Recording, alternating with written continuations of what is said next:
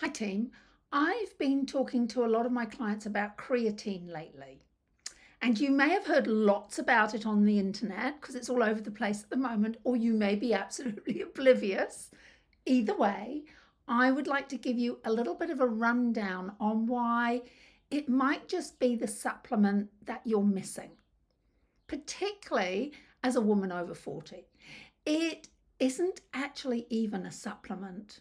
It's a nutrient. And it's a nutrient that we make. We're capable of making it in our liver and our kidneys, but we don't make very much.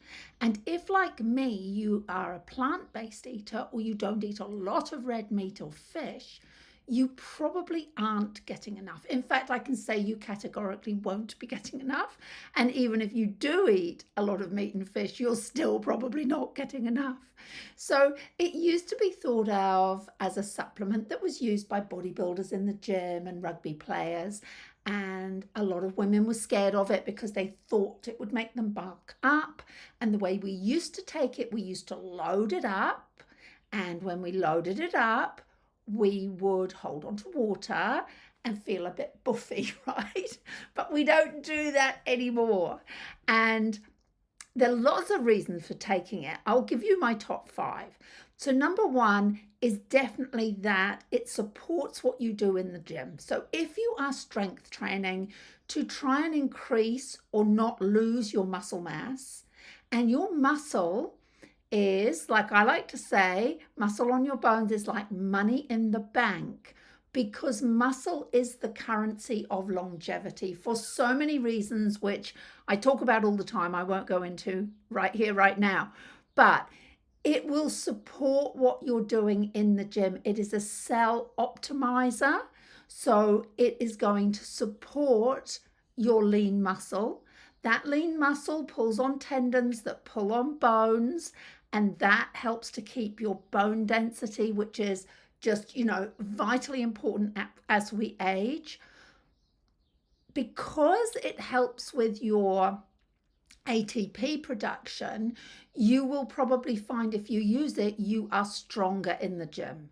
And the stronger you are in the gym, the more you stimulate muscle fibers, and the more that muscle can pull in glucose out of your bloodstream, which is a great thing, which optimizes your metabolism. But the more muscle you have, the more fat you're going to burn. So it really is a wonderful thing, especially for women in perimenopause, menopause, and out the other side. Brain and cognitive function. See that little stop there? The other reason I was sold on taking it daily was that it has been shown to help with clear thinking. It's been shown to help with brain fog for women going through menopause. It helps to fuel energy, if you like, in the brain. Some studies even suggest that, if you have a poor night's sleep and you're not functioning at work, a 20-gram serve of creatine anecdotally can make a big difference. But you don't need to take 20 grams every day, right? That's an increased dose. But I have done that a couple of times when I have had not great night's sleep or I've been traveling, and I think it makes a difference. So it's great for, we've said, muscles and bone health, cognitive function. It's great for exercise recovery. So, I said it refuels the muscle, so it gives you more energy, but it actually helps with recovery after a workout too.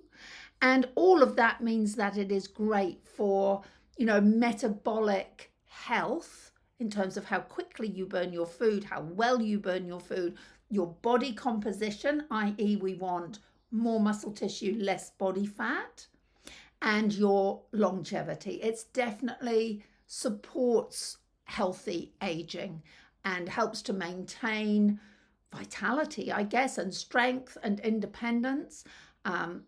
We know that growing that muscle or keeping that muscle has a huge effect on your glucose metabolism, which helps to prevent both diabetes and heart disease.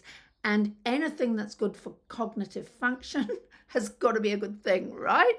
So When you're buying creatine, you don't need lots of bells and whistles. You just need creatine monohydrate, which you probably can't see there, but you don't need something that's got flavors and fillers and buffers and other things in it. It's just a white powder. And if you get the micronized or instantized, it actually breaks down really well in water. I put it in my water. I have been known to put it in my coffee as well. It's fine. Why not?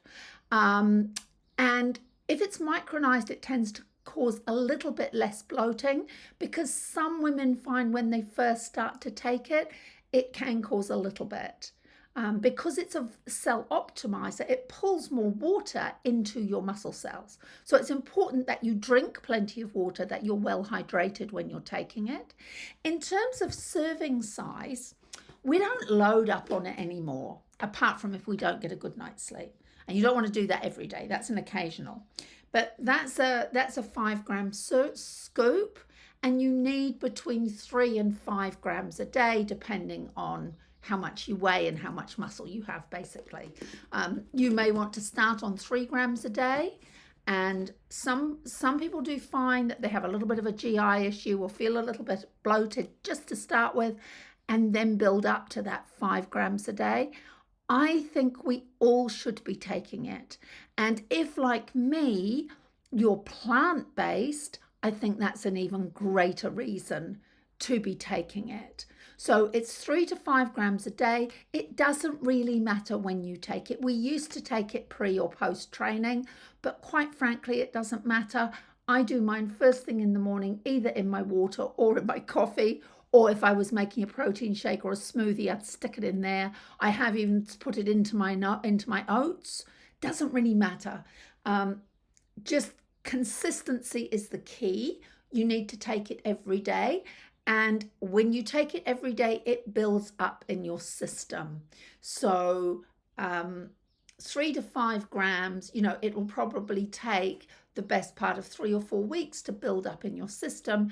And then you'll clearly start to see the benefit of that. Don't be worried if you get a little bit of water retention to start with. When I say water retention, it's not in your fingers or your ankles or your feet. It's actually in the muscle cells. And so some women get scared because the scales go up, but it's not fat, right? It's just water in your muscle cells. And it will level out. I promise it will level out. Creatine doesn't take the place of strength training. There have been some studies that show a benefit even to women who aren't strength training. But if you use it alongside your strength training, that is when the magic will happen. Even if you're only strength training 2 or 3 times a week, still take the creatine every day. And remember, it's a nutrient. It's not a supplement as such. It's a nutrient that your body makes by itself. And we are really just topping that